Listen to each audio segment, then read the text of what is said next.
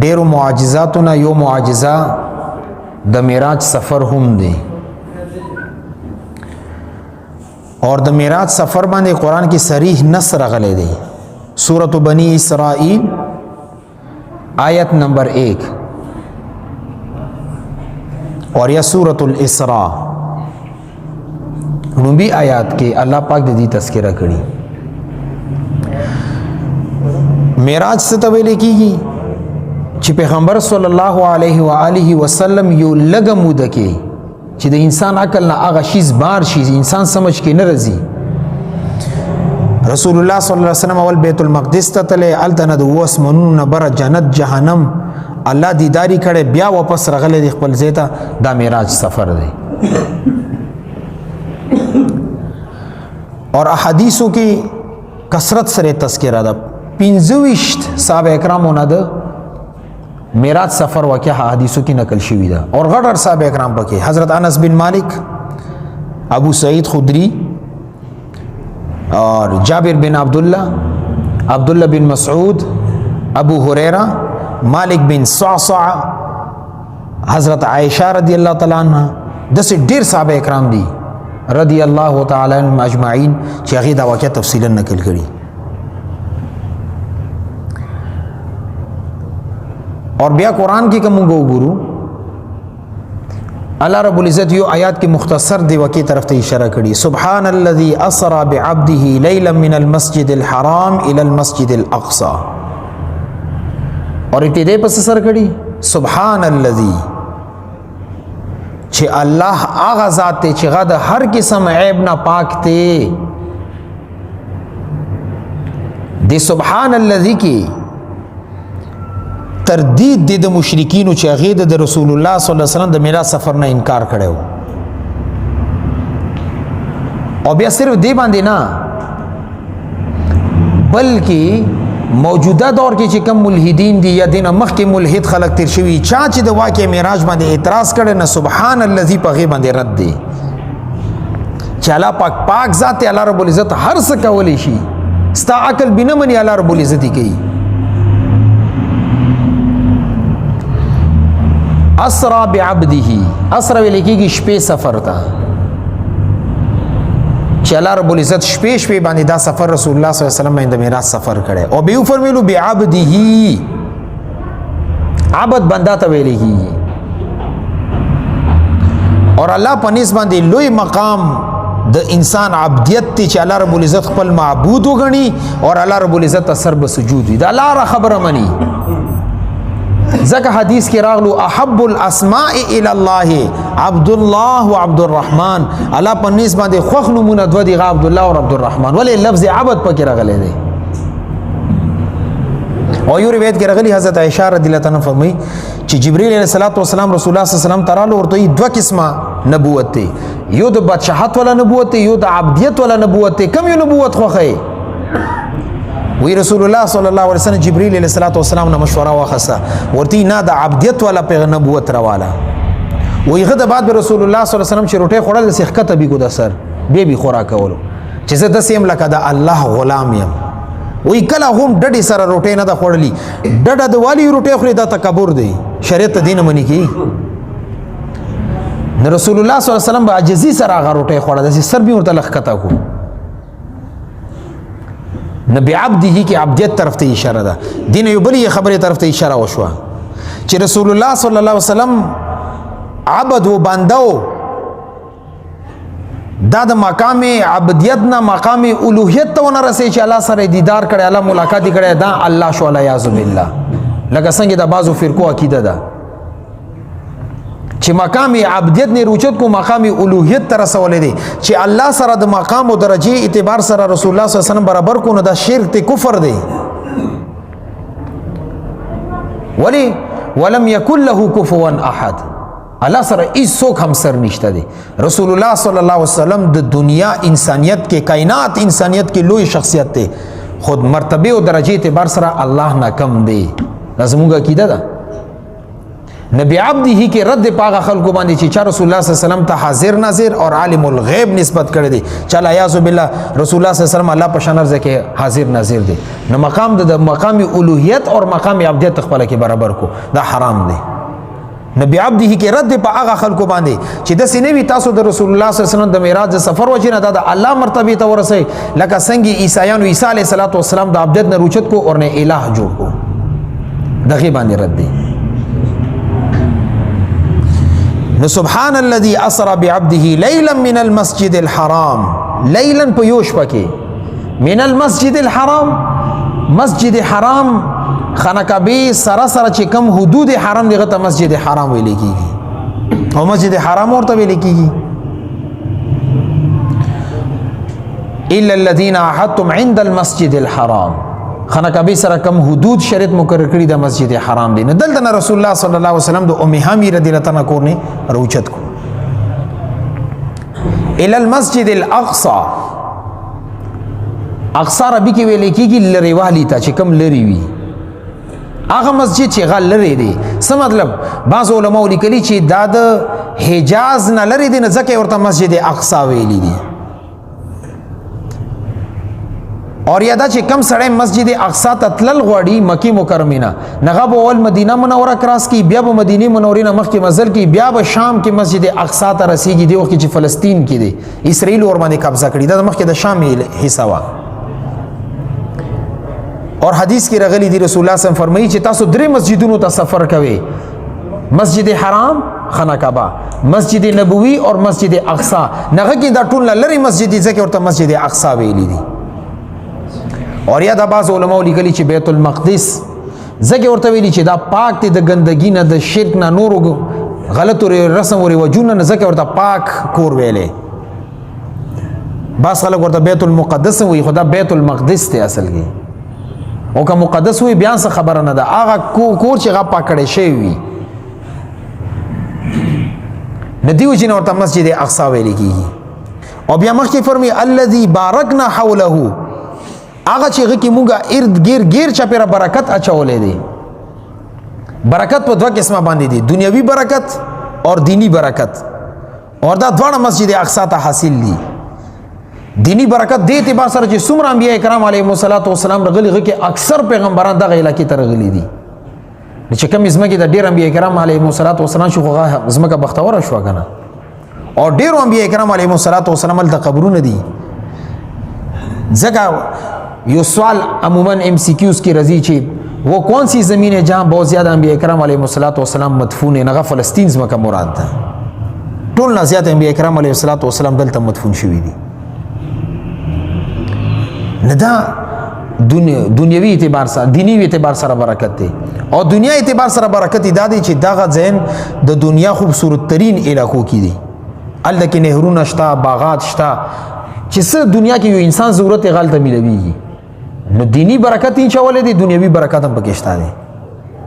او بیا مخکې لینوریه من آیاتنا چې هغه موږ ته غټ غټ علامات ولی چې رسول الله صلی الله علیه وسلم کله د وس مونونه کراس کو مخکې سدرۃ المنتهى ته لاړو تر دې پورې چل کې د قلمونو आवाज واوریدل چل کې سلی کلی کیدو بیا د الله سره دیدار کول زهره خبره ده خو ډیر د الله د لوی لوی علامتونو. او جبرئیل علیہ الصلوۃ والسلام کتل خپل اصلي صورت کې عند سدرۃ المنتهى عندها جنۃ المأوى او بیا ثم دنا فتدلى فكان قاب قوسين او ادنى دغه ټول داغه وکی طرف ته اشاره ده. ځکه یو فرمایل لنوریه من آیاتنا انه هو السميع البصير. الله رب العزت سمیع هم دی بصیر هم دی. سمیع د دې اعتبار سره چې د رسول الله صلی الله علیه وسلم دې سفر کې څه کړي غا د الله علم کیو. الله رب العزت سمیع ذات دی اوریدون کې ذات دی. کما دعا انسان کی الله رب العزت ووري رسول الله صلی الله علیه وسلم دې سفر کې کمی دعاګانې کړي غا الله اوریدلې دي قبول کړي هم دي. اور بصیر کتون کې اور لیدون کې ذات دی چې کم ځای میں رسول الله صلی الله علیه وسلم تیر شوی دي څه دي غټول الله پاک علم کې دي. بیا دا واقعہ د بخاری شریف اور د مسلم شریف احادیثو کې حضرت انس بن مالک رضی الله عنه دا واقعہ نقل شوی ده ابو هريره رضی الله تعالی عنہ بلکہ حضرت انس رضی الله تعالی عنہ یو روایت کې حضرت مالک بن صعصعه رضی الله تعالی عنہ دا روایت نقل کړی دی مختلف روایتونه دي خو بهر رسول الله صلی الله علیه وسلم فرمایي چې یو شپې باندې جبرئیل علیه السلام ماته رالو اور زه خپل بسترې نه روچت کا ماته وی چې الله رب العزت ته وخت یې اسمانونو ده وی ماته براق مخې ته راوستو د مسلم روایت کې دا راغلی و یا براق داسې سپین یو زناورو چې خر نه غټو او خچرې نه لږ ورکوټ یو درمیانه وی زغه باندې کینسم او دومره تیز مزل می کولو چې کم ځای باندې قدم یې لګی دی کم ځای باندې چې نظر لګی دی هغه ځای ته یو قدم اخستو مطلب دا چې ډېر انتهایی تیز رفتاری سره مزل کړی دی او بیا وی چې کله مسجد اقصا ته راغلو ندزي کې جبرئیل علیه السلام رسول الله صلی الله علیه وسلم ته دوه لوښي مخې ته کړو یو کې شراب او یو کې پیوي چې موږ ورته شودي وایو ورته دې کې یو شی سوخ کا نه رسول الله صلی الله علیه وسلم غنا پیر اوچته کې شراب روچت نه کړو جبرئیل علیه السلام ورته فرمایي چې د انساني فطرت مطابق ته فیصله وکړه یعنی ټیک کار دی وکړو دیو جنا په کې برکت ته کم سړې په ډیر اس کی صحتمند وي بیماری کې بډیر نه ډیره فائدې دي او بیا رسول الله صلی الله علیه وسلم د مسجد حرام نه مسجد اقصا ته چې مختلف کم لارې کې شیزونه کتلې غي انتهایی تفصیل دی کې هغه ته زنه زما مختصر درته هغه واقع ارز کوم بیا مسجد اقصا کې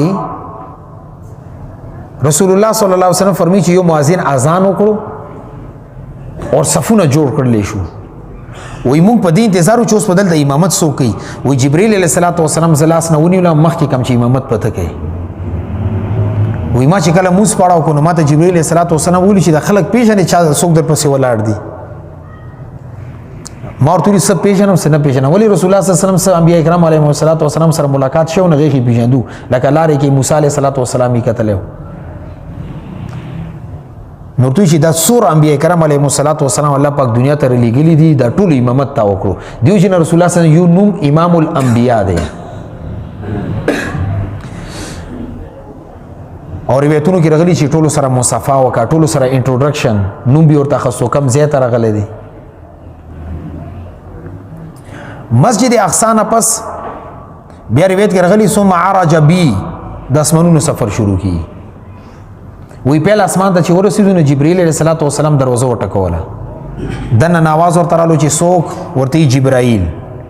وی څوک ته ځان سره راوستي دی وی محمد صلی الله علیه وسلم وی دروازه ګلاو کا مرحبا راته او استقبال وکړو فرشتو او پیل اسمان کې آدم علیه السلام سره ملاقات شوه چې آدم علیه السلام سره څنګه ملاو شو ورته مرحبا بک من ابن و نبی په خیر علی زما بچیا او پیغمبره چونکی د آدم علیه السلام اولاد کې ټول انسانیت نه ځکه ورته ابن نوولو زوی سره تعبیر وکړو نه پیل اسمان کې ملاقات شوه دی آدم علیه السلام سره و چې کله موږ دیم اسمان ته لاړو هلته دروازه وټکوله هلته کې هم همدغه الفاظ څوک ته راوستي جبرئیل یم څوک در سره محمد صلی الله علیه وسلم دی وایي فرشتو راته استقبال وکړو دروازې کولاو کړ او په دویم اسمان باندې عیسی علیه السلام او یحیی علیه السلام دې دواړو پیغمبرانو سره ملاقات وشو اور دواړو ورته استقبال وکړو مرحبا بک من اخین و نبی په خیر علی زمونږ ورور او نبی ولی ورته ورور سره تعبیر وکړو او زهره خبره پیغمبر څومره انبیاء کرام علیهم السلام دي د نبوت کې د یو بل رونه دي لکه څنګه مونږ انما المؤمنون اخوه اسلام اعتبار سره خپل کې یو بل سره رونه یو دویم اسمان نه پس دریم اسمان ته لاړو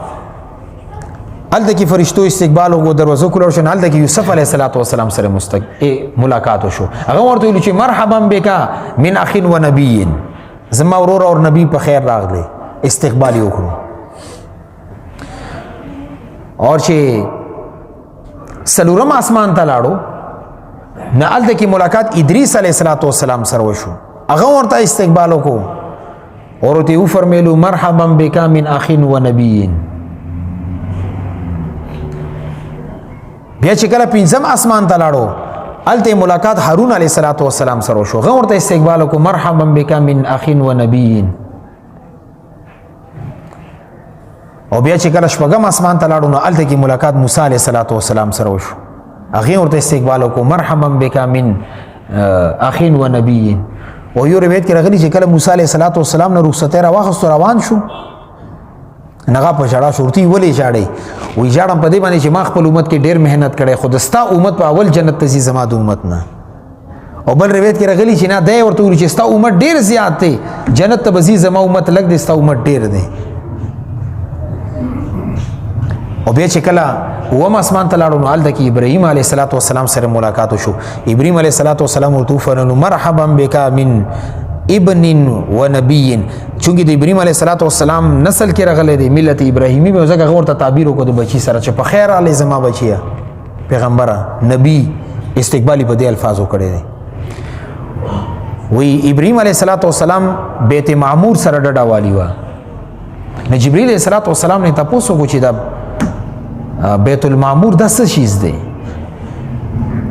نو جبرئیل علیه السلام ورته فرمایلو چې دا غزه کې فرشتي مونږ کوي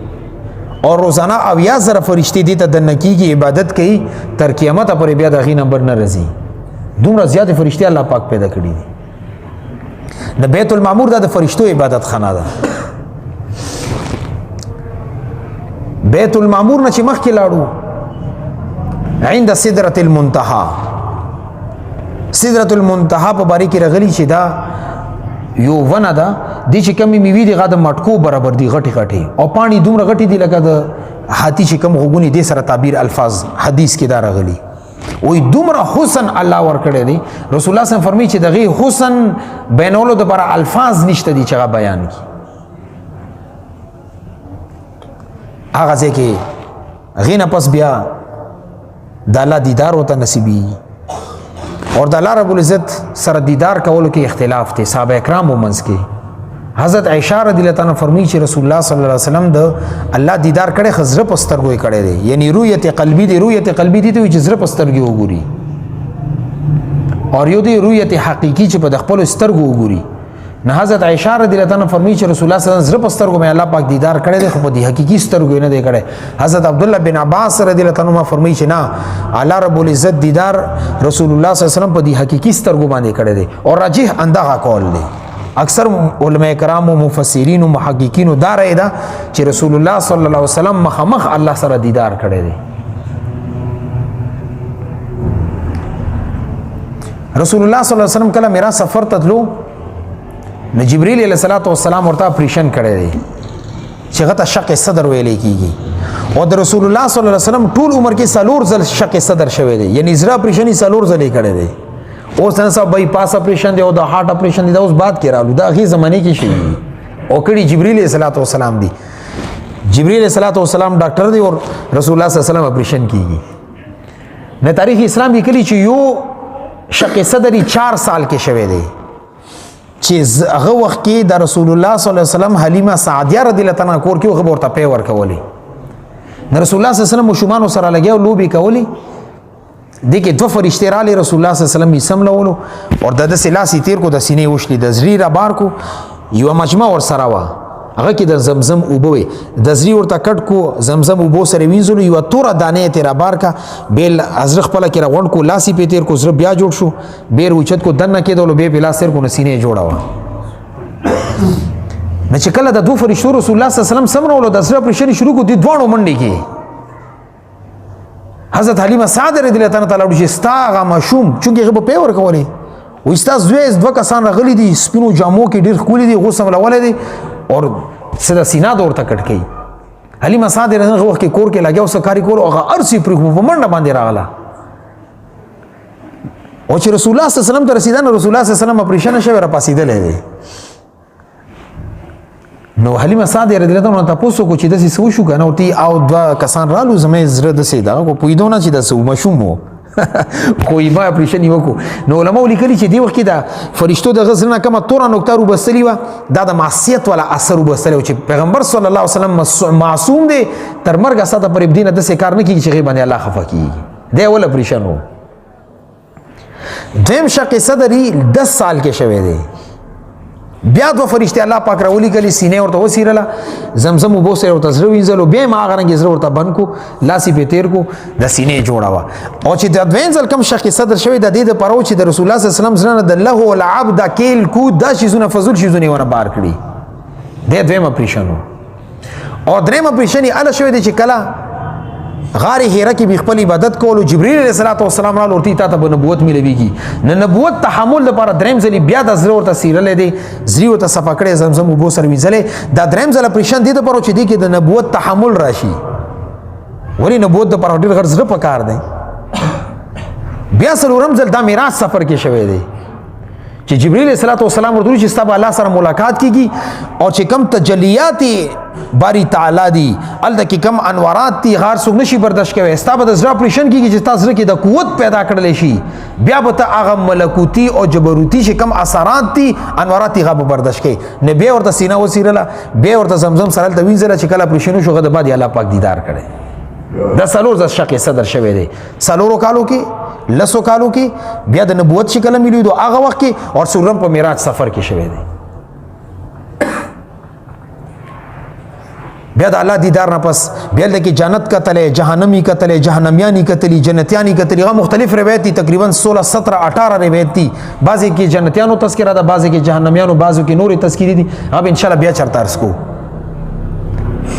خو مورخینو لیکلي چې رسول الله صلی الله علیه وسلم کله کورنا بهر تلو دروازې کې تاسو کا کتلی اوس د بلوډ رالو مخکې به دا اوس بر علاقو کې شته یو چین شان لګیدلې وي د سه چین شانوي الته یو دروازه کې چینی بل طرف ته یو میخ یا چین روچت کې د میخ کې واشه دروازه لاک شي بینه کولويږي ناغه زمانه کې دا غشیزو نه باسو مورخینو لیکلي چې رسول الله صلی الله علیه وسلم کله کور نه وته نو هغه چین حرکت شروع کړو چې رسول الله صلی الله علیه وسلم واپس رالو چین بیا حرکت کولو د دومره لوی سفر دومره ساعت کې کړي دي ځکه موږ چې دا معجزه ده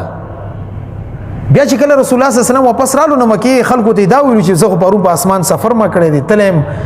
الله دیدار ما کړی جنت ما کتل جانم هغه دوی چې مخکې نه خبرې نه منلې اوس ورسره ونی بل خبره وکړه نه دی کې یو کافر حضرت ابوبکر صدیق رضی الله تعالی عنہ ورته چې تا چې کوم پیغمبر باندې ایمان وړي غد نن نبی بل خبره کوي صحابي یو بل کیسه بیان کا چې ما د الله دیدار کړی اسمنونو مکه تللی دي جنت جهنم مکه تللی دي ابو بکر صدیق رضی الله عنه ته فرمایلو چې رسول الله صلی الله علیه وسلم خو به داسې خبر نه کړی دا تاسو ځان نه کړی دا نه وی کړی دا نو جبرئیل علیه السلام ورته فرمایلو وان کان قاله فهو صدق کچری رسول الله صلی الله علیه وسلم دا خبره کړی ما د الله ذات باندې قسم به رښتیا ویلي هغه ورځ نه د ابو بکر صدیق رضی الله عنه لقب صدیق ګرځیدل دی معراج اول اعتراف کول ول ابو بکر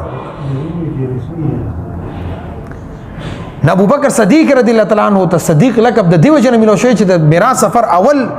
اعتراف اول منل صدیق اکبر رضی الله تعالی عنہ دی بیا دی باندې مختلف